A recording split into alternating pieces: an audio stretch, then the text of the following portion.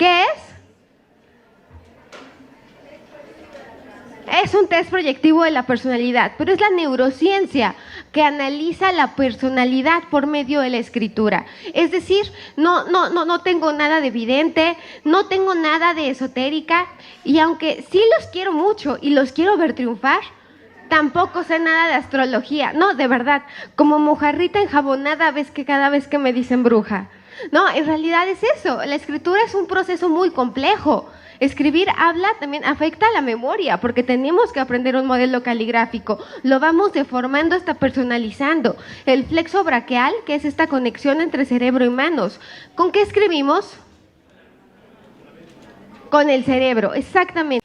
Vamos a ver estas cuestiones, en primer lugar, sobre el sujeto que informa, ¿no? Sobre el experto mismo. Uno de los elementos básicos de la prueba pericial son las credenciales del sujeto, es decir, poder tener información de que ese tercero sin interés en la causa tiene conocimiento experto relevante para la decisión del caso. Si no tiene conocimiento experto relevante para el caso, entonces no tiene por qué participar en el proceso judicial. No debería ser parte del proceso judicial. Si esto es así, el interés en las credenciales de los expertos, credenciales me refiero, o es una etiqueta quizá bastante amplia, para referirnos a veces a la titulación, a veces a la experiencia del sujeto, a la especialización de ese experto. Pero si, como hemos dicho, ese tercero sin interés en la causa solo puede participar en el proceso judicial si tiene ese conocimiento experto, pues deberíamos interesarnos en valorar esa cuestión, y si quieren, ahora la ponemos entre comillas, la palabra valorar, en la etapa de admisión de la prueba pericial. No puede ser que suceda lo que no es raro que suceda en las prácticas actuales, que cuando llegamos a la valoración de la prueba pericial propiamente dicha, es decir, una vez que se ha pasado la admisión y la práctica de la prueba y el juez tiene que atribuir valor probatorio, entonces nos damos cuenta de que ese sujeto en realidad no es un experto, de que no tiene la titulación adecuada o que no ha hecho la tarea para la que se le llamó al proceso judicial. Y entonces hemos perdido tiempo, dinero y esfuerzo en una persona, escuchando a una persona, planteando contraargumentos respecto de las afirmaciones que hace esa persona de manera absolutamente innecesaria. El proceso judicial no se puede permitir esa pérdida de recursos. Debemos asegurarnos en un primer momento que ese sujeto que va a participar como perito cuente con las credenciales adecuadas para el caso concreto. No se trata de valorar, digamos así, titulaciones genéricas. Nuevamente, vuelvo al ejemplo que poníamos ayer sobre la psicología, o si se quiere, también sobre el derecho. No vale, por ejemplo, en un caso de responsabilidad médica, por ejemplo, si el caso tiene que ver con el corazón, necesito a un cardiólogo y tengo que asegurarme de que las credenciales de ese sujeto tienen que ver con la cardiología, no con una titulación genérica como estudió medicina. La mayoría de las carreras, si no es que todas, tienen especialidades y subespecialidades. Y son esas especialidades y subespecialidades las que deben jugar para poder identificar la expertise. La expertise o ser experto en algo es una cuestión relacional. ¿Eso qué quiere decir? Quiere decir que precisamente se es experto en determinada cuestión. Cuando decimos simplemente, fulano o fulana es experta, la siguiente pregunta es, ¿en qué? Porque en nuestra época actual, los expertos en todo es una contradicción en los términos. No eres experto en absolutamente todas las áreas de conocimiento. La mayoría de las veces se es experto en una área muy diminuta de las grandes áreas de conocimiento, ¿no? Cada vez hay más subespecialidades en las áreas. La medicina quizá es un ejemplo paradigmático de ello.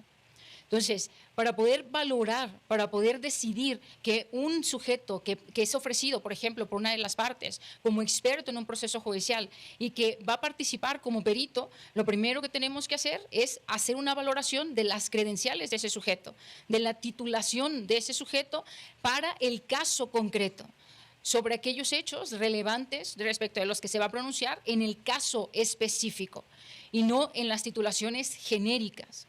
No en las grandes titulaciones, sino en la especialidad específica que se requiere para decidir el caso. si no tiene esa especialidad, no tiene nada que hacer en el proceso judicial. Pablo, el día de los hechos. Mire, a mí me costó mucho que él hablara de este tema sobre el consumo de alcohol, porque esta es una situación que él ha mantenido bajo secreto, ¿no es cierto? Finalmente yo conseguí transmitirle que era relevante para la evaluación poder conocer estas condiciones en las que habían ocurrido los hechos. Él refiere que había tomado 9 cervezas y 5 combinados de ron con Coca-Cola fuertes. Luego él recuerda que al salir del bar lo estaban esperando algunos jóvenes con los cuales tuvo un altercado en una discoteca. Posteriormente ya en el auto él confunde el acelerador con el freno, pierde el control del volante y atropella a una persona. Él refiere no recordar nada más de los eventos y toma conocimiento de la complejidad de la situación cuando es detenido por la policía un par de días después. ¿Y usted para qué quería tener toda esta información? Mire, esta información es muy relevante porque el objetivo de la evaluación era precisamente establecer la relación de la conducta de Juan Pablo con los hechos sucedidos ese día. Para yo poder establecer el estado en el que se encontraba él, necesitaba conocer de estos hechos y de hecho el conocimiento que tuve en la evaluación es lo que me permite concluir que Juan Pablo se encontraba en un estado de conciencia de grave alteración de sus funciones cognitivas y volitivas que le impide la determinación de su conducta y en ese contexto él no es responsable de una conducta dolosa. Muchas gracias. No tengo más preguntas, magistrado.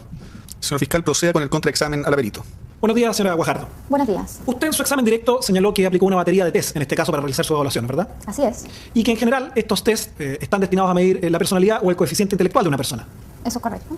En general, estos test lo que permiten es medir el estado mental de la persona que usted está evaluando en un día, en un momento determinado, ¿no es cierto? Así es. Que es el momento fundamentalmente en donde usted hizo aplicación de estos instrumentos y realizó la evaluación, ¿no es verdad? Sí, es verdad. Ahora, en este caso en concreto, usted realizó la evaluación y aplicó estos test aproximadamente 8 meses después de que habían ocurrido los hechos que se imputan, ¿no es cierto? Sí, así es. Y por tanto, siguiendo la lógica de lo que usted nos acaba de decir, estos instrumentos en general no están diseñados para medir lo que pensaba o no, o lo que podía haber hecho o no una persona hace 8 meses atrás, ¿no es cierto? No, no exactamente, porque justamente lo que permiten las pruebas psicológicas es dar cuenta de la condición de personalidad de un sujeto. Esta condición tiene características de estabilidad, por tanto, lo que se evalúa en el presente es posible de ser relacionado de manera explicativa con la conducta del sujeto en otros momentos de su vida. Pero mi pregunta es si hay algún test en concreto que permita determinar lo que una persona pensaba o su estado mental 4, 6 u 8 meses atrás. No, no hay. Vamos a otro tema, señora Guajardo. Usted también señaló que utilizó un conjunto de instrumentos para medir el comportamiento del señor Layton en relación al consumo de alcohol, ¿no es verdad? Así es.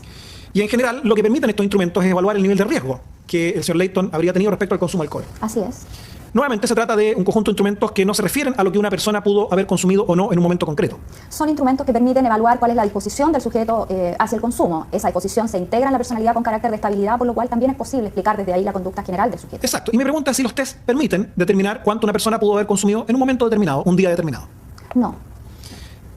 Y de hecho, para poder realizar su peritaje, usted tuvo que recurrir a la carpeta investigativa, ¿no es verdad? Así es. La carpeta fue proporcionada por el fiscal de la causa y es revisada de acuerdo a los estándares de este tipo de evaluación. Y en esa carpeta investigativa no existe ninguna alcoholemia que se haya practicado al señor Layton para medir el grado de alcohol que tenía el día en que ocurrieron los hechos, ¿no es verdad? No, no existe. Tampoco existe en esa carpeta ningún examen de sangre que se haya practicado el día que ocurrieron los hechos en donde se midiera el nivel de alcohol que tenía en su sangre, ¿no es verdad? No existía tampoco. Y usted tampoco, de hecho, practicó ningún test científico o médico destinado a medir cómo el señor Layton se comporta o reacciona frente al consumo de alcohol, ¿no es verdad? O sea, yo apliqué los test que están descritos en la metodología. Pero según usted nos dijo, estos test fundamentalmente tienen por objeto evaluar el nivel de riesgo frente al consumo de alcohol, ¿no es cierto? Así es. Porque usted no practicó ningún test que mida, déjeme decirlo así, la reacción fisiológica o la resistencia que tiene el señor Layton respecto al consumo concreto de alcohol, ¿no es verdad? No, no aplico ese tipo de test. Porque ese tipo de test suponen una formación distinta, ¿no es verdad? Supongo. Usted no es toxicóloga, ¿no es cierto? No. Tampoco farmacóloga, ¿no es verdad? No, yo no he dicho que lo sea y en ninguna parte de mi informe aparecen esos elementos. Y yo no afirmo que usted lo sea. Le pregunto si lo es simplemente. Tampoco es química, ¿no es verdad? No, tampoco. Ni tampoco es médico, permítame la redundancia. No, tampoco es médico. Déjeme ahora ir a la entrevista que usted tuvo con el señor Layton. Usted en esa entrevista, lo sabemos porque ni lo mencionó en el examen directo, ni está mencionado en su informe, usted no sabe, ni él le informó acerca de la cantidad de alimentos que él había ingerido o consumido esa noche, ¿no es verdad? No, no sabía. Ni tampoco sabe o tiene información, por ejemplo, respecto de cuántas veces él fue al baño durante el transcurso de esa noche, ¿no es verdad? No. Ni tampoco sabemos con precisión a qué hora en concreto él comenzó a tomar alcohol esa noche y a qué hora en concreto específica él terminó de tomar alcohol esa noche, ¿no es verdad? No, no sabe. Ni tampoco usted estaría en condiciones de decirnos hoy día cuál era la gradación alcohólica que tenían los distintos líquidos que él consumió esa noche, ¿no es verdad? No, yo solo sé lo que él me refirió respecto de lo que consumió. En consecuencia, su principal fuente de información respecto al consumo de alcohol que tuvo esa noche fue el propio Juan Pablo Layton en la entrevista que usted realizó con él, ¿no es verdad? Por supuesto. Y esta entrevista, usted nos dijo, fue realizada aproximadamente 8 meses después de que ocurrieron los hechos que hoy día se imputan. Así es. Y esto, además, en un contexto en el que usted señaló en su examen directo, el señor Layton, déjeme ver aquí anoté textual, tenía una alteración grave de la memoria, usted afirmó. Tenía lagunas en su memoria, teniendo, cierto, también una percepción alterada de la realidad, de cómo ocurrieron los hechos, ¿no es verdad? Esas son las conclusiones de mi informe, así es. Y ahí es donde Juan Pablo le dice a usted que él esa noche consumió 9 cervezas y 5 combinados de ron con Coca-Cola. Así es. Déjeme avanzar a otro tema, señora Guajardo. Usted señaló que en sus estudios de pregrado estudió en la Universidad de los Andes y obtuvo la licenciatura de Psicología, ¿no es verdad? Así es. Esta se trata de una licenciatura de carácter general que no asigna especialidad, ¿no es verdad? Sí, así es. Y de hecho usted con posterioridad siguió estudios de posgrado en la misma Universidad de los Andes, en donde obtuvo un magíster en Psicología Clínica. Sí, eso es correcto. En consecuencia, sería justo afirmar que su especialidad desde el punto de vista de su formación formal es en Psicología Clínica, ¿no es verdad? Así es. Y de hecho usted en el examen directo nos dijo que a partir prácticamente desde que se licenció en Psicología, usted ha tenido una práctica profesional intensa, tanto en hospitales públicos como en clínicas privadas, ¿no es verdad? Así es. ¿No es cierto que esa práctica profesional ha sido centralmente en Psicología Clínica? En el área del psicodiagnóstico y la psicoterapia, sí. Por tanto, su experiencia profesional más vasta y principal es en Psicología Clínica. Podría decirse. No más preguntas, señor magistrado. Psicológico forense que ayude a... Preste atención a las credenciales de un sujeto hasta ese momento procesal. Debemos interesarnos antes, desde la etapa de admisión de la prueba pericial. Los desacuerdos entre los expertos pueden estar también en las premisas que utilizan los expertos. Es decir, en ese razonamiento, cuáles son las distintas premisas a partir de las cuales llegan a esas conclusiones. Los detalles sobre la premisa mayor y la premisa menor. A veces los desacuerdos se encuentran, muchas veces, por ejemplo, en la psicología, porque los expertos pertenecen a diferentes áreas de pensamiento, a diferentes escuelas de pensamiento. Y este es un gran problema para la psicología. La psicología es una de esas áreas en donde los juristas parece que tenemos una relación de amor y odio, como con la pareja. Con la psicología constantemente, con algunas parejas, con la psicología algunas veces los juristas nos quejamos constantemente por el papel que juegan los psicólogos en el proceso judicial.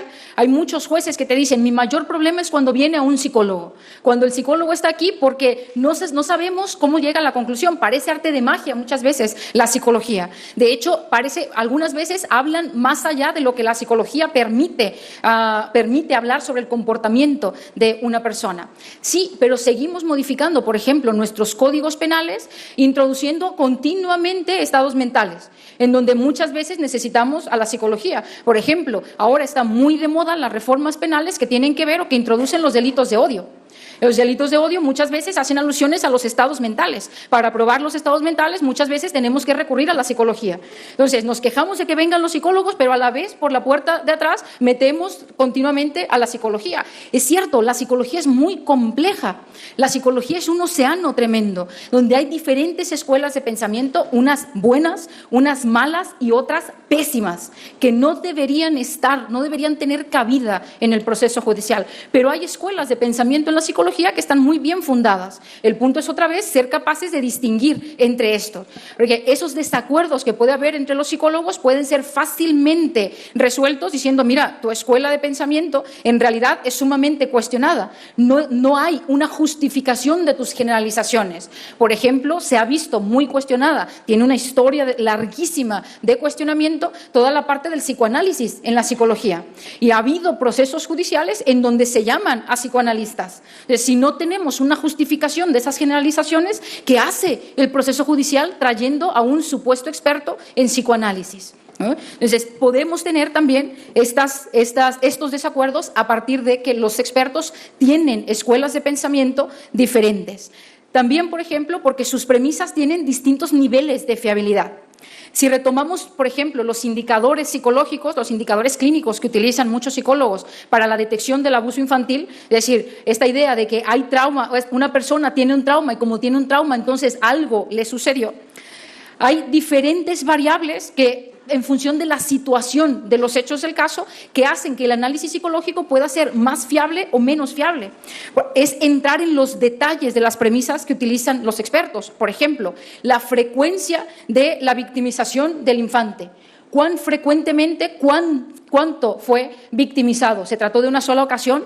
¿Fueron diferentes situaciones? Las premisas que utilizan los expertos en función de la situación, de la frecuencia, pueden ser radicalmente distintas. Puede ser más fiable una que la otra. La duración, la intensidad, la vinculación afectiva con el agresor, la fase de desarrollo psicoevolutiva de la víctima, el género, el contexto sociocultural, el nivel de vulnerabilidad de esa persona.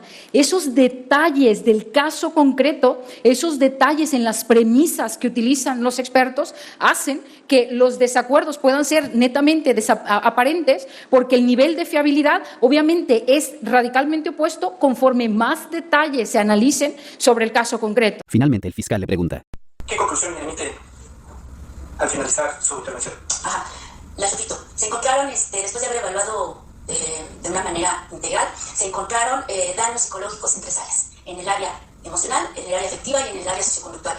En la emocional, reacciones de ansiedad, recuerdos agradables, llanto, tensión, evitación de hablar del tema, paralización y miedo. En el ámbito afectivo o de los sentimientos, encontré angustia, enojo, vergüenza, frustración, culpa, temor, vulnerabilidad, incertidumbre. Creo que ya repetí culpa, básicamente. Y en el área psicoconductual fue alteración de las actividades cotidianas, pérdida del empleo y recesión escolar temporal. Capítulo 2. Contrainterrogatorio de la defensa. La defensa inicia la refutación realizando preguntas sugestivas que deben poner en evidencia los defectos, deficiencias o incongruencias del peritaje oficial. Señor serio. Sí, dijo en su oportunidad, lamentablemente, fue una intervención muy focal. ¿Por qué utiliza la palabra lamentablemente? Porque no le puedo dar respuesta al Ministerio Público en ese sentido. Sí es lamento no poderle dar esa respuesta porque yo no hice un estudio amplísimo en cuanto a más años de la vida, de la conducta y de la forma de ser de la evaluada. Ok, usted no es un estudio amplísimo. Una pregunta, ¿cuál fue la hora de su intervención? No tomé la hora exacta, pero sí le puedo decir que fue alrededor entre las 2:30 de la tarde y las 4:30 aproximadamente. ¿Dónde fue realizada esta intervención? En las instalaciones del Hospital COS, en la colonia Roma. Me imagino que estaba en su cuarto, ¿verdad, del hospital? Objeción argumentativa. No, respondo. Bueno, ok. Fue en la habitación de recuperación. En una habitación de recuperación. El día 27 de marzo. Es de 2018. De 2018. Ella estaba conectada a un suelo. Objeción, señor impertinente. No, respondo. Sí, de hecho fue el motivo por el cual yo decidí que no era posible que la evaluada pudiera ejecutar pruebas psicológicas aunque iba yo preparada con mi material. ¿Me permite terminar? No le permito terminar. Ahí es donde me gustaría que hiciera énfasis. Usted acaba de mencionar algo que dice: yo, por esa razón, porque encontrarla conectada a un suelo, no le practiqué pruebas psicológicas. Decidí no, que ella no aplicara. Que ella no aplicaba pruebas psicológicas. Perdón, que ella no ejecutaba, en ese momento no estaba apta para ejecutar el tipo de pruebas psicológicas que yo aplico para esta situación particular. Me interesa ese punto. ¿Qué tipo de pruebas psicológicas usted aplica para este punto en particular? Semiestructuradas de lápiz y papel. ¿Perdón? Semiestructuradas. Semiestructuradas. De lápiz y papel. De lápiz y papel. ¿Y eso lo utiliza para detectar qué? Las pruebas psicológicas, cada una tiene un objetivo. ¿Sí? No hay ninguna prueba psicológica en el mundo que detecte ni violencia ni daños por ser golpeada. Lo que de las pruebas que usualmente yo utilizo, algunas arrojan resultados al respecto de la capacidad perceptiva de las personas, acerca de sus reacciones ante una situación de evaluación en ese momento, su condición o su situación de ansiedad en relación al tema que se está tocando en ese momento. Aquí en este punto quiero hacer un pausa. ¿Usted aplica algún test relacionado con ansiedad? Eventualmente. En este caso, no aplicó. En este caso no apliqué ninguna por lo que comenté. ¿Ninguna? ¿Aplicó algún test relacionado con depresión? Lo dije, no apliqué pruebas. De ansiedad, de depresión no lo dije. Ya dije que no apliqué pruebas. Voy a seguir preguntándole una por una. ¿Usted aplicó un test de estrés traumático? No era necesario. No lo considero necesario. ¿Aplicó algún test proyectivo? No apliqué pruebas. ¿No aplicó ningún tipo de prueba psicológica? No, ningún instrumento de lápiz y papel ni prueba psicológica. Entonces usted solo basó su dictamen en observación clínica. Objeción argumentativa. No ha terminado. Sí, usted basó su dictamen en la técnica. Es que no sabía. Ya había terminado la pregunta. Yo ya había terminado la pregunta, pero la voy a replantear. Usted utilizó, dice, ya no utilicé ninguna prueba, no lo consideré, en este caso en específico. Usted lo que aplicó fue la observación clínica, tengo entendido. ¿Es correcto? No apliqué. Realicé una evaluación psicológica completa sin la aplicación de pruebas psicológicas. Una evaluación psicológica sin la aplicación de pruebas psicológicas. Correcto, es correcto, me quedo. La técnica utilizada en su dictamen, que usted la técnica utilizada en su dictamen es técnica de la entrevista, ¿verdad? No apliqué 3. La entrevista clínica, la entrevista forense y la observación. ¿Y usted? Y posteriormente. Ahí lo voy a tener. ¿Usted puso esas 3 en su dictamen? Puesto. ¿Sí? Voy a evidenciar contradicción, señoría. Déjeme, considero que estas son las bases de que el Ministerio Público le hizo referencia a su dictamen. Es una copia fotostática del dictamen que yo emití. Sí, pero sí, en relación, es una copia fotostática del dictamen que usted emitió. ¿Por qué lo reconoce? Porque es el formato que yo utilizo, porque está mi firma y porque al final está mi nombre. ¿Puede leer en voz alta lo que está subrayado con verde? Se utilizaron las siguientes técnicas psicológicas: entrevista psicológica forense, observación clínica. ¿Esto con el documento? ¿Perdón? ¿Con el documento solo? Sí, por favor, con el documento es todo. Solo para ilustración. Ajá. Estas son las que mencionó ahorita, que son entrevista psicológica forense y observación clínica, son técnicas psicológicas. Por supuesto. Lo que usted dice que no utilizó son pruebas psicológicas. Así es. ¿Nos puede decir qué grado de certeza tienen las pruebas psicológicas en evaluación de un daño?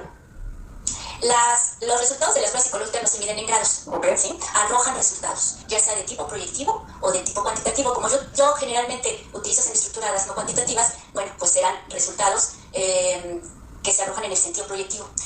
Y como aquí no apliqué, pues no apliqué. ¿Como aquí no aplicó qué? Perdón, No hay resultados de pruebas. No hay resultados de prueba.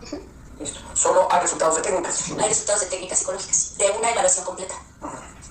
Pero a nivel internacional, la comunidad experta psicológica no ha alcanzado un consenso sobre la validez de la alienación parental. Es decir, no está claro si el método es válido. No sabemos si el método efectivamente mide lo que pretende medir. Si no tenemos, y esto aquí viene el punto complicado, es decir, hay que tener cuidado, hay que conocer, hay que traer al proceso judicial cuál es el estado del arte de ese método, de esa técnica.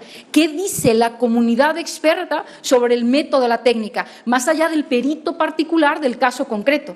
¿Qué dice la comunidad internacional, por ejemplo, en materia psicológica sobre la alienación parental? Si no, esta es la cuestión difícil, investigar qué está diciendo. La cuestión, en mi opinión, más fácil es qué hacemos en el derecho. Si no hay un consenso de la comunidad científica sobre la validez del método o la técnica, no tenemos nada que hacer en el derecho con ese método, esa técnica. Si no hay una justificación sobre el método o la técnica en la propia área de conocimiento, el mundo jurídico, los abogados, los jueces, no pueden decidir sobre la validez del método o la técnica. Está totalmente fuera de su competencia, absolutamente fuera de su competencia.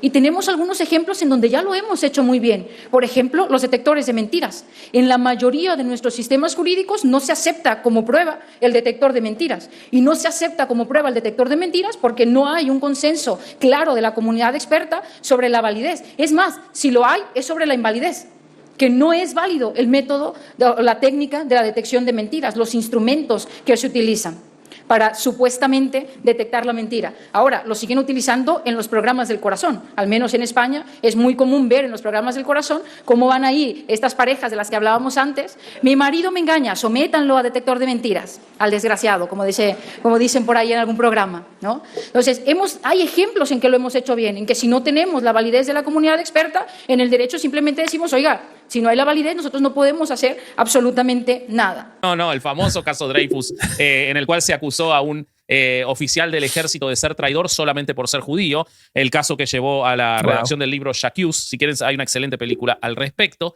Él se empieza a enamorar de la grafología y como se enamora, intenta justificarla. Hace estudios, porque era un científico, y encuentra que los grados de acierto variaban, escuchen esto, entre el 61 y el 92%, o sea, más de 30%. ¿Madrazo? Claro, pero dijo que esto era dependiendo de la experiencia y pericia individual del grafólogo. Funcionan realmente a día de hoy. Este informe que el PCAST, ya también Jordi ayer lo mencionaba, da cuenta precisamente de esto en el ámbito estadounidense.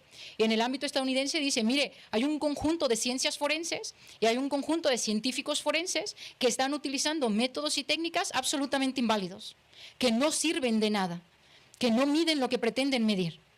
Y tenemos un fortísimo problema en la administración de justicia por eso.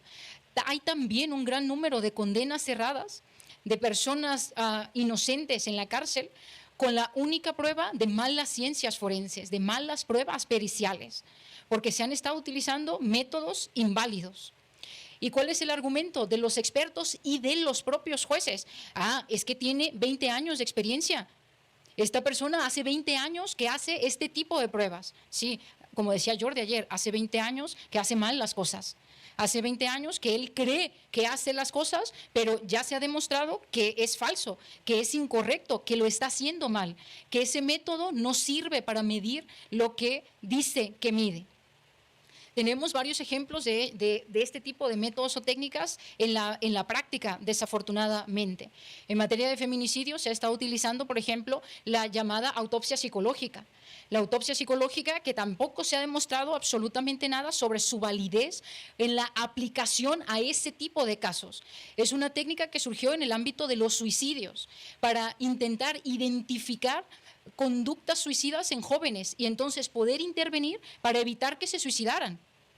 Ese ámbito en el que se demostró que es útil, el que se demostró que es válido, nada tiene que ver con los feminicidios. Nada tiene que ver en un contexto en el que una mujer ha perdido la vida. En el otro se estaban valorando comportamientos suicidas para evitar el suicidio, no para ver si se suicidó o no se suicidó, sino sin mayor contexto, sin mayor información más que ese tipo de pruebas. No está demostrada su validez, no debería utilizarse, aunque haya organismos internacionales o aunque haya ciertos protocolos que digan que se utilice. La validez y la fiabilidad de los métodos y las técnicas de las pruebas periciales no depende de que lo diga una ley, no depende de que lo diga un juez, depende de cómo funciona el mundo, depende de esos fundamentos empíricos.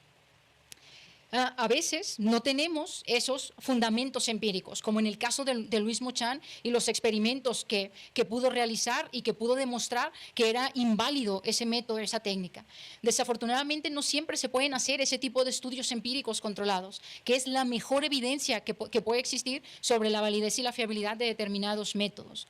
Algunas veces el funcionamiento de ciertos métodos o de ciertas técnicas depende única y exclusivamente del consenso o el acuerdo de ciertas comunidades expertas. Solo del consenso o del acuerdo de ciertas comunidades expertas. Cuando un experto viene a un proceso judicial y realiza las afirmaciones que evidentemente debe realizar sobre el caso concreto, deberíamos primero exigir que explicite claramente cuáles son los métodos y las técnicas que está utilizando. Y ojo, esto no quiere decir que el perito me tenga que decir o baste con que diga, he utilizado el método inferencial. He utilizado el método inductivo, el método deductivo. Disculpe usted, señor perito o señora perito, es que todos utilizamos el método inductivo y el método deductivo cuando hablamos del ámbito probatorio. Lo que quiero que usted me diga es qué método de su área de conocimiento está utilizando para analizar este caso. Y quiero que me diga explícitamente qué método, porque también quiero que me hable sobre la validez y la fiabilidad de ese método. Que me diga, que me explicite cuáles son los fundamentos de ese método. ¿Se han hecho investigaciones empíricas para comprobar su validez o su fiabilidad? Si no se han hecho, ¿hay el consenso o el acuerdo de una comunidad experta sobre el funcionamiento de ese método o esa técnica? Si no lo hay, si no hay ni fundamentos empíricos, si no hay el consenso o el acuerdo de una comunidad experta que sea sólida y solo se trata de la opinión o el juicio de un experto, hay que andarse con sumo cuidado. No me atrevo a decir que no hay que atribuirle valor probatorio, pero casi. Hay que ver todo el resto de elementos de información que hay en juego en el proceso judicial, pero una prueba pericial que solo depende de la opinión de un sujeto huele mal. Es muy débil, sobre todo en materia penal para derrotar la presunción de inocencia. Hay una frase de un gran filósofo de la ciencia que me parece muy acorde en este contexto, de apellido Peirce, que dice, la experiencia de un único hombre, o cuando es la experiencia de un único hombre, a eso le llamamos alucinación, no le llamamos conocimiento. Si es solo esa persona la que puede ver, la que se dice, que me ha tocado en algunos casos conocer a sujetos que dicen, yo soy el único experto en el mundo mundial en este método, soy el único que sabe cómo sacar conclusiones a partir de esa información. Bueno, usted puede ser que esté alucinando, o usted puede ser que tenga severos sesgos cognitivos u otro tipo de problemas, pero a eso no le podemos llamar conocimiento experto. Si algo caracteriza al conocimiento experto es que es una empresa colectiva, una empresa social, en la que esas afirmaciones son probadas, son aprobadas por otro conjunto de sujetos, no solo por una persona.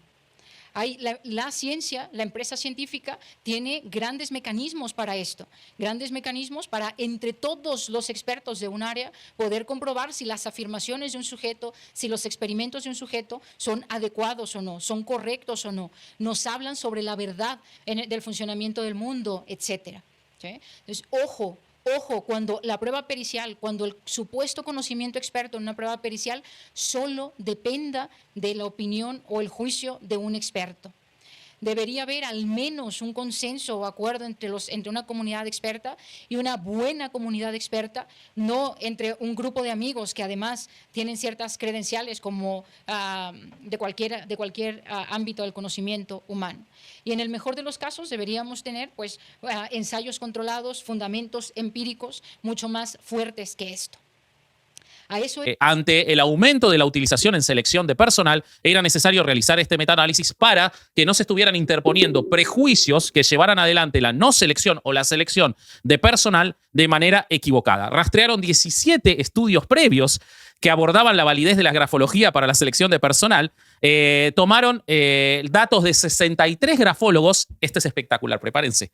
Los tipos, para hacer su metaanálisis, tomaron datos de 63 grafólogos y 51 no grafólogos.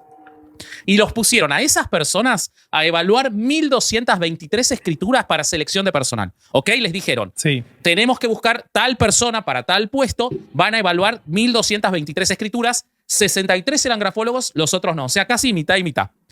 El grupo de no grafólogos era el grupo de control del estudio. ¿Ok? Se utilizaba para establecer la línea de validez. Ya veo para dónde va esto, está hermoso. Ya lo estoy llamando. Exacto. Esos 51 originalmente eran para establecer la línea de base, o sea, el mínimo que puede descifrar un no grafólogo. ¿Me siguen? O sea, ellos cuando empiezan lo que querían era solo una base. Para ver el impacto del estudio del grafólogo. Exactamente. ¿No? Bueno, a partir de acá se nota la diferencia, ¿ok? Con el grafólogo. Esa era la utilización. Entonces, se utilizaron correlaciones representativas para cada estudio, se realizó corrección por error de muestreo y se descubrió que las correlaciones entre lo que infería en escritura el grafólogo y el no grafólogo era entre un 1.36 y un 2.06, o sea que era muy bajita, pero era más alta la capacidad de descifrar de los no grafólogos que de los grafólogos. En los no grafólogos el promedio era de menos de un 20% y en los grafólogos era de casi un 50%. En los pocos casos en los que se utilizaron escritos neutrales, es decir, que no tenían intención alguna previa el escrito que se le daba, la validez de los grafólogos fue cercana a cero, la validez de los grafólogos. Wow. Y se encontró que los psicólogos, o sea, los que habían estudiado psicología, pero no habían estudiado grafología, eran mejores. Superaban a los grafólogos en todas las dimensiones. Wow. Okay. Güey, acompáñenme a fingir sorpresa. ¿Por qué habrá sido eso? ¿Cómo fue que eso pasó? Luego hay una revisión, es hermoso, hay una revisión de Adrian Furham y Barry Gunther del 87. Concluyeron que la grafología no era una herramienta confiable para evaluar rasgos de personalidad y que en algunos casos su uso podía disminuir la validez de la evaluación. O sea, arruinaban la prueba los grafólogos. Doctor, respecto al valor que tiene una prueba grafotécnica. Es relativa. Sí, no es absoluta, porque no es una ciencia, ¿no? Y dependerá de todos estos requisitos que un perito pueda demostrar, ¿no?, en el sistema para que tenga validez. O sea, va a depender de todo el proceso que ha seguido para que diga, esta es mi conclusión. Y el valor le va a dar quien hace el juicio. Y quien hace el juicio exige metodología, experiencia, rigurosidad en el uso de estos elementos para llegar a esa conclusión, ¿no? La conclusión no tiene una validez per se o de autoridad, porque a veces se suele entender eso, ¿no? Que es un perito y lo que dice es santo, ¿no? Es una palabra santa, vamos a decir. No, es rebatible, es cuestionable porque hay métodos, hay técnicas y hay principios y elementos que ayudan a hacer ese contraste, ¿no? Claro, ustedes imagínense en las condiciones en las que celebramos normalmente los juicios. Han pasado meses o años después de acaecidos los hechos. Claro, las oportunidades de que se hayan introducido falsos recuerdos en esa persona son tremendas, tremendas. Eso hay que tenerlo en cuenta a la hora de valorar esta prueba. Es decir, o sea, que una persona que declara, pues oye, no es tan fiable como puede parecer. O sea, aquello de lo vi con mis propios ojos, la persona afirmó vehementemente y tajantemente que recordaba aquello. No hagan ningún caso del tono que utiliza una persona, no sirve para nada. O sea, eso es lo que hace un estafador. Claro, te dice las cosas con mucha convicción y tú te las crees, o sea, pero eso lo sabe cualquier actor. Es decir, no tiene ninguna importancia. No miren jamás los gestos de un declarante. No sirve para nada, ni los gestos de la cara, ni de los brazos, ni si se mueve mucho, poco, suda, no suda, mira los ojos, eso no sirve absolutamente para nada. Eso sí, ustedes cuando vayan al aeropuerto, por ejemplo, o a cualquier librería, encontrarán un apartado de estos libros exactamente de autoayuda y esas cosas, ¿no? Que tienen nombres apasionantes como Quién se ha comido mi queso y cosas de estas, ¿no? Que les van a decir cómo adivinar lo que piensan tus semejantes. Y claro, y uno lo va a comprar cándidamente pensando que sí, que a partir de ahí uno pues va a saber si el de delante le quiere o no le quiere, ¿no? Y cosas de estas. Y claro, y evidentemente se va a encontrar con la frustración, porque los gestos de la gente son absolutamente desorientadores. Es más, volvamos al principio. ¿Ustedes se imaginan una sentencia en la que el juez dijera que crea al testigo porque miraba fijamente a los ojos, no sudó y no titubeó a la hora de hablar? ¿Ustedes se imaginan que una sentencia dijera eso? Es estúpido. Alguna lo ha dicho, ¿eh? que estoy así que es increíble, pero alguna lo ha dicho, pero claro, cuando ves una sentencia en estos términos, hasta algún texto legal también dice algo parecido, la ley de enjuiciamiento criminal española, entre otras, ¿no? Bien, no hagan ningún caso. Miren, lo primero que enseña la psicología del testimonio es que no se tiene que valorar al declarante, a la persona del declarante, es decir, prescindan de si es el tío, el sobrino, el amigo, déjenlo. Lo que hay que valorar es lo que dice el declarante, es decir, no hay que valorar al testigo, hay que valorar al testimonio, el testimonio, lo que dice la declaración. Y eso sí que es más fiable. Y, por ejemplo, su servidora, yo perito en grafoscopía y yo realmente nada más analizo o aplico la criminalística práctica, o sea, yo no lo hago y yo no sé por qué de pronto algunos compañeros insisten en establecer que aplicaron los pasos del método científico, cuando realmente yo no estoy creando algo, yo nada más estoy analizando un caso ya en específico, ¿no? Entonces, imagine usted, por ejemplo, las evaluaciones de riesgo. De pronto están los criminólogos, los trabajadores sociales, los psicólogos, los antropólogos sociales y temas que van apareciendo y de pronto dice, bueno, y todavía agréguele, una cosa es quién recolecta la información y después quién la interpreta. Y ahí le dejo el polígrafo, ¿verdad? O sea, uno la aplica, pero quién lo interpreta. Y así nos vamos a ir encontrando un montón de situaciones, pero no me quiero desviar porque sí necesito que me diga qué es lo que me hizo falta aquí a este experto que es de medicina y que se anda metiendo, por ejemplo, en una área, vamos, de grafoscopía. Perdón pero es que si no aprovecho ahorita a preguntar, se me van las ideas. No se preocupe, Rosy, efectivamente. Respondiendo a su pregunta de forma muy puntual, me falta una formación intermedia de criminalística. No me puedo saltar yo de medicina a, por ejemplo, grafoscopía. O no me puedo saltar yo de psicología a revisar una resonancia magnética. Como no me puedo saltar yo de criminalística, por ejemplo, a evaluar o hacer una valoración de riesgo criminógeno. ¿Me explico? No digo que no se pueda hacer, siempre y cuando haya un nexo de compatibilidad entre un punto y otro. ¿A qué voy? Si a mí me presentan, a lo mejor de forma muy abrupta se lo menciono, Rosy, ¿cuál sería el contrainterrogatorio que yo le haría a este perito? Por ejemplo, dejo de compartir y regreso a la otra. Dentro del interrogatorio que yo le haría, tan sencillo decir, ¿cuál es su formación de base? Soy médico. ¿En qué se especializó? Grafoscopía. ¿En dónde hizo su especialización de criminalística? Y con eso. O sea, no tengo ni siquiera yo, si vamos siguiendo esta lógica, no tengo yo que hacer preguntas tan tácitas. ¿Hizo usted estudios de criminalística, sí o no? No, o sea, no tiene que ser la pregunta tan tácita. O sea, si vamos siguiendo esta lógica de preguntas, yo puedo hacer una pregunta, digamos, de este tipo abierta, ¿dónde hizo sus estudios de criminalística? Pues obviamente el perito por sí solo va a establecer que no cuenta, en dado caso que no los tuviese, con esa formación en criminalística, que desde este punto de la validez y compatibilidad epistemológica se necesita. No sé si quedó claro, Rosy. Bastante claro, y sin embargo, la especialidad generalmente dura un año y estamos hablando que grafoscopía sería un solo módulo y que tiene, ¿qué le gusta, no? ¿Cuántos, cómo le llaman, créditos, por ejemplo? O sea, ni siquiera es una especialidad. Y bueno, hay mucho por hacer, pero no lo quiero distraer. Gracias. No se preocupe, Rosy. No, y es que es muy importante esto, porque recuerden que yo les decía en alguna sesión, no recuerdo si fue la pasada o la antepasada, que dentro de los criterios que yo debo de evaluar es quién lo está haciendo. ¿Cuáles son los protocolos que hay para grafoscopía? ¿Cuáles son las credenciales que se tienen? ¿Cuáles son las credenciales mínimas que yo debo de presentar, por ejemplo, para darle validez a esto? Por poner un ejemplo, lo he mencionado, el derecho tiene mucho que aprender de la medicina. Por ejemplo, yo no puedo llegar a un hospital y que me contraten como neurocirujano solo porque llevé neurocirugía en la carrera. ¿Me explico?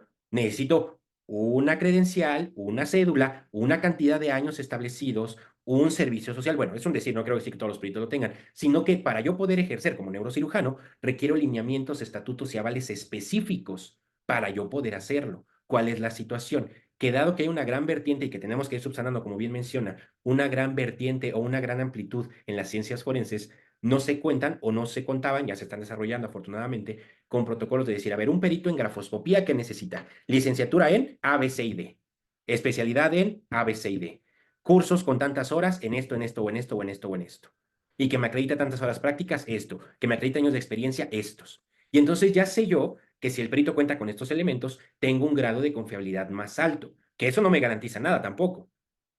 Pero, sin embargo, si no cuento con elementos, recordemos, tiene que ser medible y comprobable. ¿Cómo yo compruebo que este perito sabe hacer lo que dice que está haciendo? Pues con elementos tácitos. Poníamos en crítica también, desgraciadamente, estos lineamientos que nos ponía el Consejo de la Judicatura Federal, que era que cuente con una licenciatura o con una acreditación de la especialidad o de la rama, que tenga 5 años de experiencia, pero bueno, debatíamos esos elementos. Pero esto que estamos ahorita y que es enriquecedor para esto, pues es justamente estas las preguntas que mucho antes yo de sentar al perito en un juicio, tengo yo que hacer o que tengo yo que analizar al momento de que yo establezco a un perito. Que me diga el perito cuánto es 2 más 2. ¿Me explico? ¿Cómo cambia la nomenclatura y la sintaxis del planteamiento? Porque recuerden que del planteamiento viene la hipótesis. Y de la hipótesis viene el protocolo a utilizar. Y del protocolo a utilizar sustento la conclusión. Y este planteamiento del problema que creen, lo tienen que hacer ustedes. Porque ustedes son los que le van a dar intervención a los peritos. ¿De acuerdo? Ahora bien. Maestro, ¿me permite una pregunta? Adelante, Samara, por favor. Gracias, maestro. Al respecto, cuando refiere esto en el planteamiento del problema, pues nosotros comúnmente vemos ejemplo, ¿no? Que refiera el perito si fulanito de tal es agresor sexual. ¿Cómo debería de ser planteado de manera correcta, maestro, si me apoya? Claro que sí, Samara. Aquí realmente recordemos que una cosa es la teoría del caso que tenga por ejemplo, el Ministerio Público que busca acreditar que si es un agresor sexual, que dicho sea de paso, el término agresor sexual está mal utilizado. El término correcto es ofensor sexual. Correcto, nos lo dijo en clase, sí es cierto. Pero me acordé de un dictamen que ya está hecho, maestro, y que comúnmente, y usted se dará cuenta, se utiliza así tal cual el término, es correcto. Ya nos lo había corregido usted, pero sí vienen así escritos ya en los dictámenes. Claro, le hago esa aclaración, Samara, porque al final del día ustedes también van a hacer esos planteamientos. Ahora, ¿cuál es la situación aquí? La epistemología del planteamiento del problema debe ser bien específica. Una, por cuestión de tiempo nos va a dar mucho tiempo, pero lo vemos la siguiente clase, hacemos un pequeño taller de cómo hacer la solicitud al perito, porque es bien importante.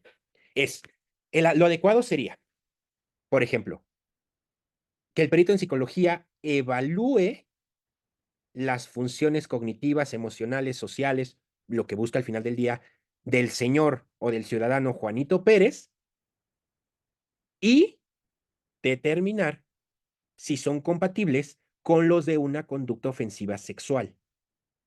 ¿Me explico? ¿A qué voy con esto? Aquí no estoy yo diciendo precisamente no estoy diciendo esta persona es agresor, es ofensor sexual, perdón, y dime qué encuentras en el ofensor sexual. Sino es decir, a ver, evalúalo y determíname si son compatibles con una conducta ofensiva sexual. Así yo no estoy, porque recordemos, desde la presunción de inocencia, el planteamiento del problema estoy diciendo yo, si es un ofensor sexual, dime qué tiene. ¿De acuerdo? Entonces, aquí ya voy llevando de la mano estos elementos de decir, evalúa a la persona y dime si hay esta correlación, porque sí tiene que haber una correlación. Porque si no lo correlaciono, me voy a regresar para acá. Si yo no correlaciono esto, pues invariablemente no me va a ser útil. Pero tenemos que hacer un planteamiento del problema objetivo. Evalúa y dime si hay datos correlacionales con lo que estoy investigando. Nada más. ¿De acuerdo? No sé si quedó clara la explicación, Samara. Sí, maestro, muchísimas gracias por responderme. Sí, correcto, gracias. No, ¿de qué? La grafología no cumple con ningún criterio básico de confiabilidad ni validez. Las pruebas psicométricas están respaldadas por datos empíricos, algo que la grafología no ha podido demostrar. También se ha encontrado mucho que con bastante facilidad está el efecto Forer o la falacia de validez personal. Es decir, a todo el mundo le dicen, no, tu escritura demuestra una gran personalidad. Sí, soy yo. Ahorita si quieres te doy algunos ejemplos de qué se dice en un análisis normalmente. Como si fueran horóscopos, güey, ¿no? Y sí, son cosas muy de efecto Forer, pero... También el efecto Barnum, el de P.T. Barnum. Esto consiste en la observación que las personas muestran un alto índice de aprobación cuando se describe su personalidad, descripciones que se adaptan a ellos, que en realidad son muy vagos y muy generales. Esto surge de un estudio de N-Talent de 1958. Pero además hay muchos estudios estadísticos de los grafólogos que no son de doble ciego, o sea, no cumplen con la mínima rigidez. Doctores King y Keller, también en Holanda, reunieron a un grupo de voluntarios sin conocimiento alguno sobre grafología, como podríamos ser nosotros, no Bobby, el resto, los alumnos que estamos acá. Yo tomé el entrenamiento completo. Claro, vos no servirías para este estudio. Y les pidieron que intentaran determinar la personalidad de determinadas personas que escribían, a quienes no conocían, basándose en su propio instinto, ¿ok? La coincidencia de los diagnósticos de estas personas con los de los grafólogos fue asombrosa. No solo en los resultados concretos, sino en la metodología empleada. O sea, hacían lo mismo. Intuitivamente asignaban cualidades de personalidad según los signos que metafóricamente la escritura parecía indicar. Por ejemplo, un trazo ascendente era asociado con una mentalidad optimista. Los investigadores entonces seleccionaron a redactores cuyas personalidades eran diametralmente opuestas a lo que su escritura parecía indicar. Por ejemplo, individuos de carácter pesimista, pero que escribían con trazo ascendente. Los voluntarios continuaron diagnosticando cualidades de optimismo en ese caso. Y estos hallazgos confirman una de las principales objeciones. Del suicidio.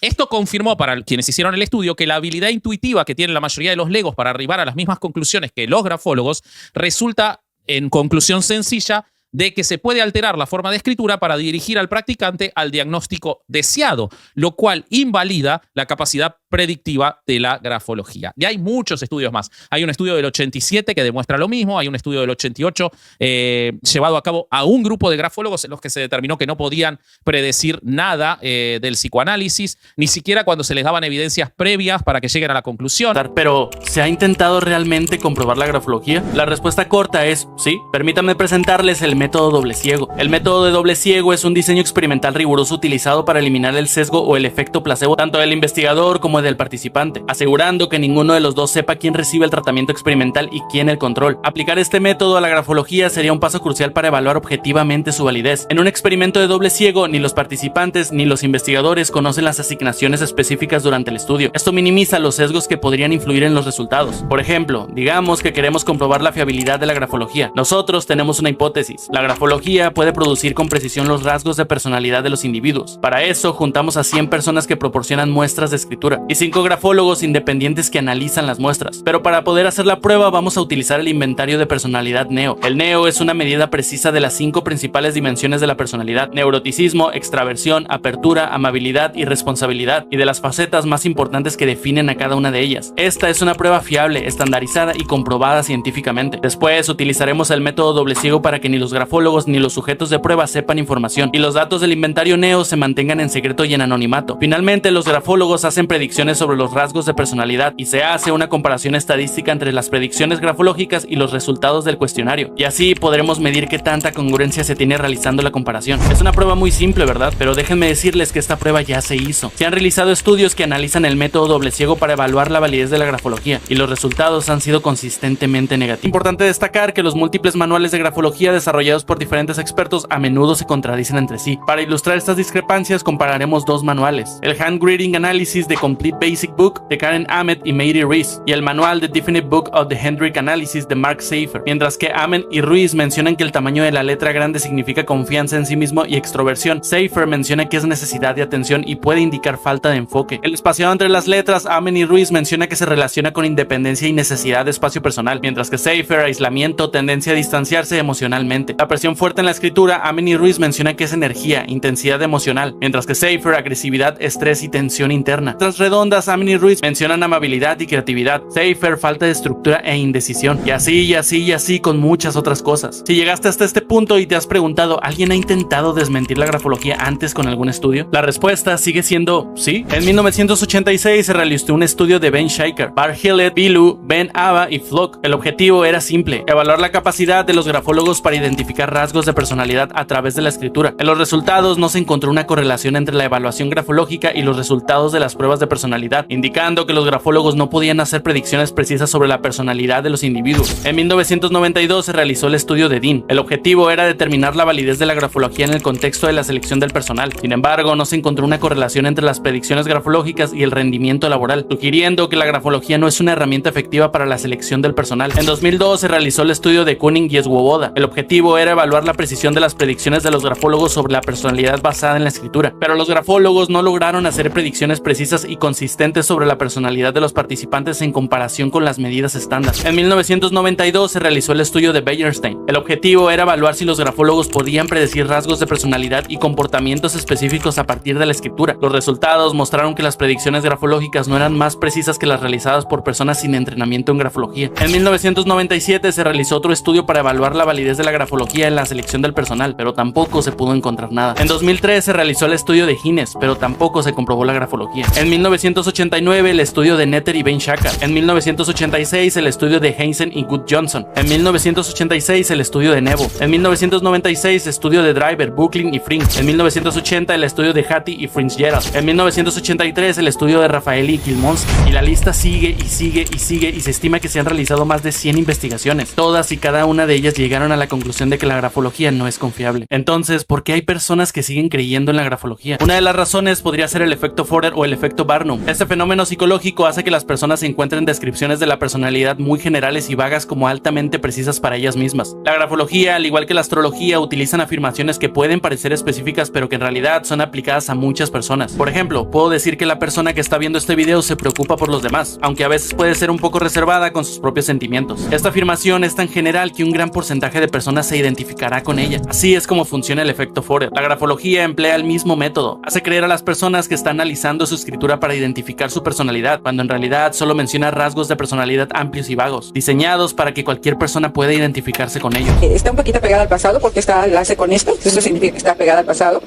Su firma es un 8, le gusta el dinero, y en la parte del medio donde esté el yo, hay un ganchito. Entonces a lo mejor es agresiva consigo misma. Es agresiva consigo con ella, muy perfeccionista. También es muy tierna, la relación entre mayúsculas y minúsculas está muy bien. También podría ser influenciada por un sesgo de confirmación. Las personas tienden a buscar y dar más peso a la información que confirma sus creencias preexistentes, mientras ignoran o desestiman la información que las contradice. Por lo tanto, alguien que vea este video que crea en la grafología posiblemente diga que todo lo que estoy diciendo es completamente falso. Si alguien cree en la grafología, es más probable que recuerde las veces en que una evaluación grafológica parecía precisa y olvide las veces en que no lo fue. También la gente busca métodos para entender y predecir el comportamiento humano. La grafología ofrece una forma aparentemente sencilla y accesible de obtener información sobre la personalidad y las aptitudes de una persona. Entre más redondo escribas, más ego tiene la persona. ¿Quién de aquí escribe y la firma se va hacia arriba? Son de retos y optimistas. Pero te gustan las parejas complicadas.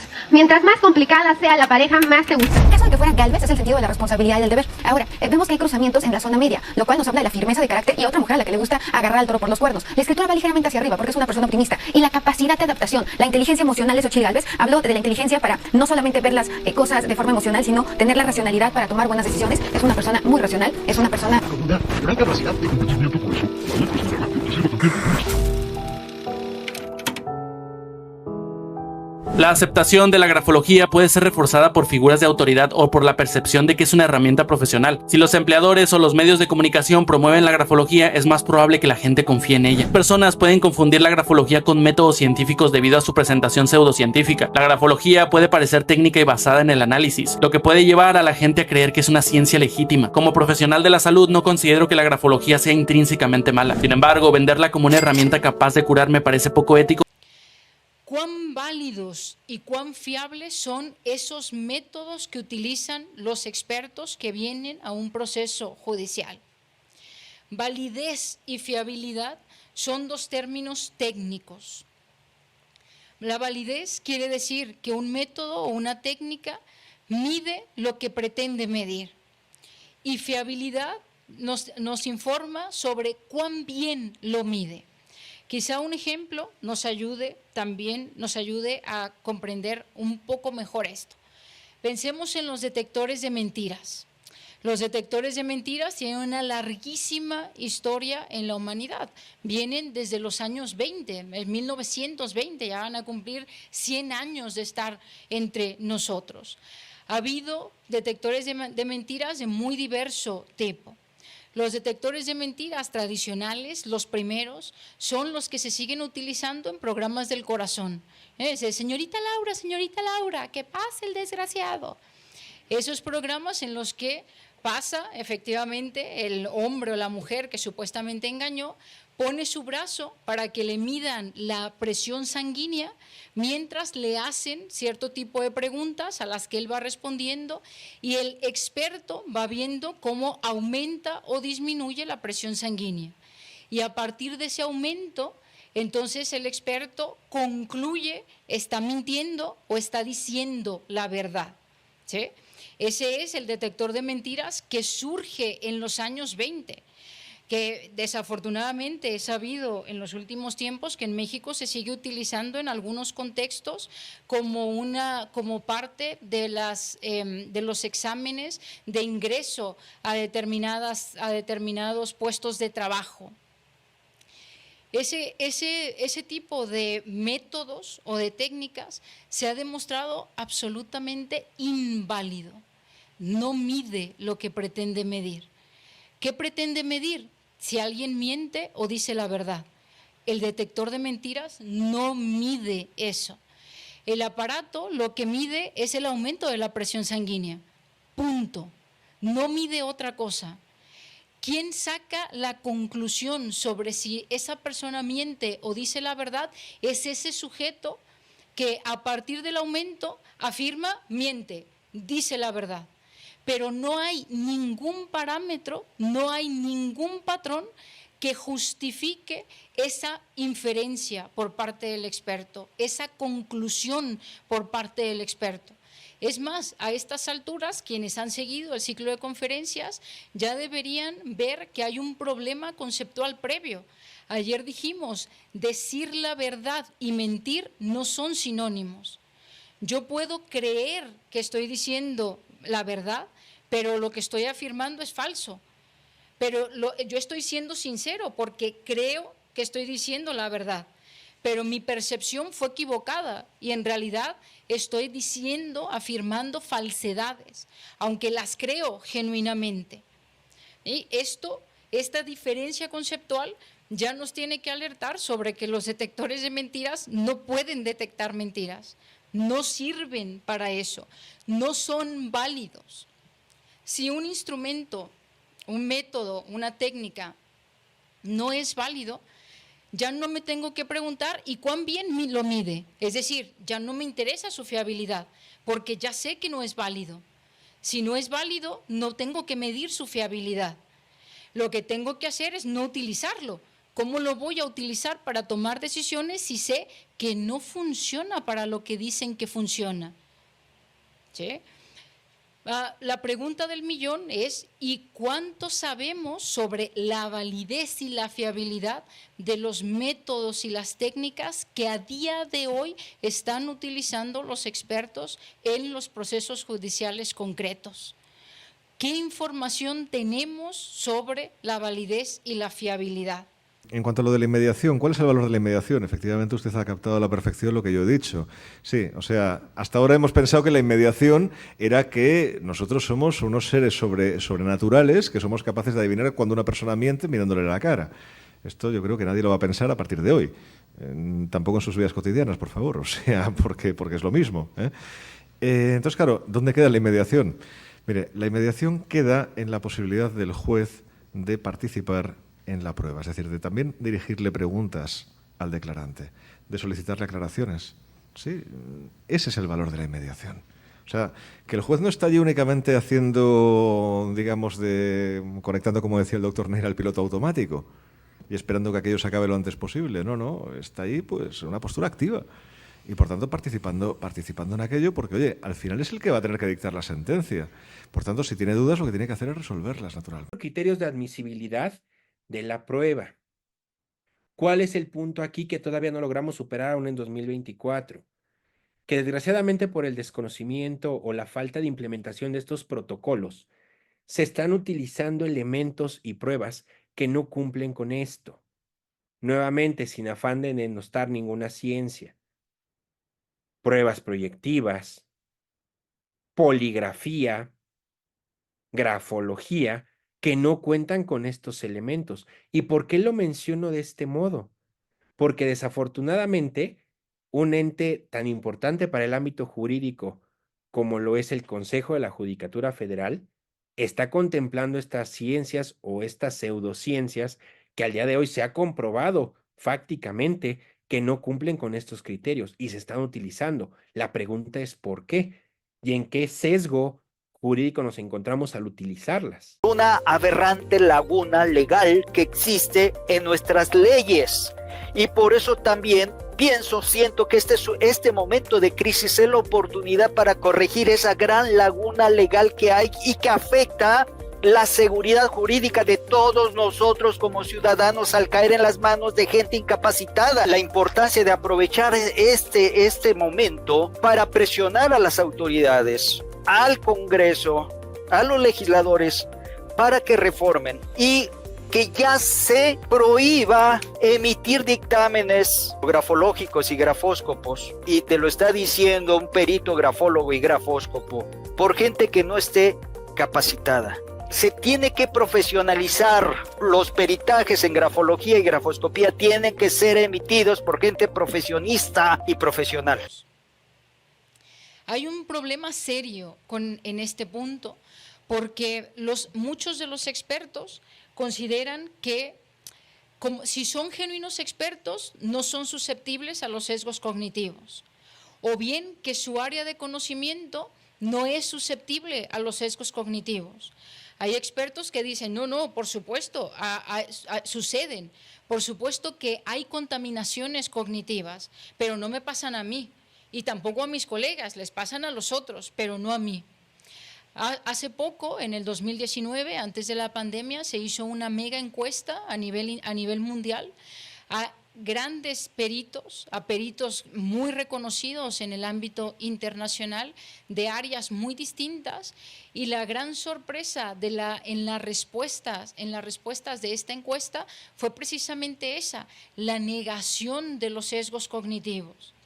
Y evidentemente, si uno niega la enfermedad, pues no está predispuesto o no vas a buscar un tratamiento. Ese es uno de los grandes problemas en el ámbito de los sesgos cognitivos.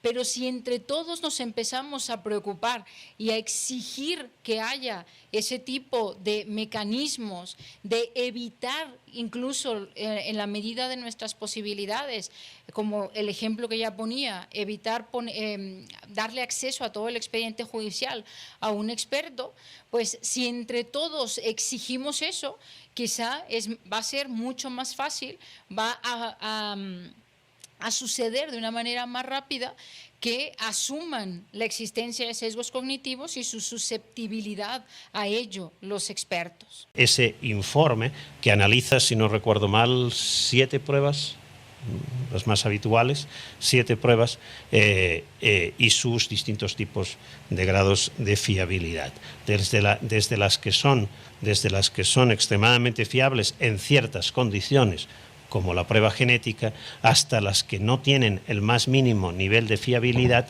que haría que no debieran ni siquiera, según la recomendación del Scientific Council, ser admitidas en un proceso penal, como por ejemplo las pruebas de identificación dactilográfica, es decir, de identificación de letras o de firmas, que dice son igual que la lectura de los pozos del café. Ese es su nivel de fiabilidad y no deberían siquiera ser aceptadas en un proceso, porque no tenemos, para empezar, ni un método común entre todos los que practican ese tipo de pruebas, y al no tener un método común tampoco tenemos una manera de medir su ratio de acierto. Bien, conocer elementos como este, como el informe del PCAST, sería algo que para alguien que trabaja en el proceso penal debería ser fundamental.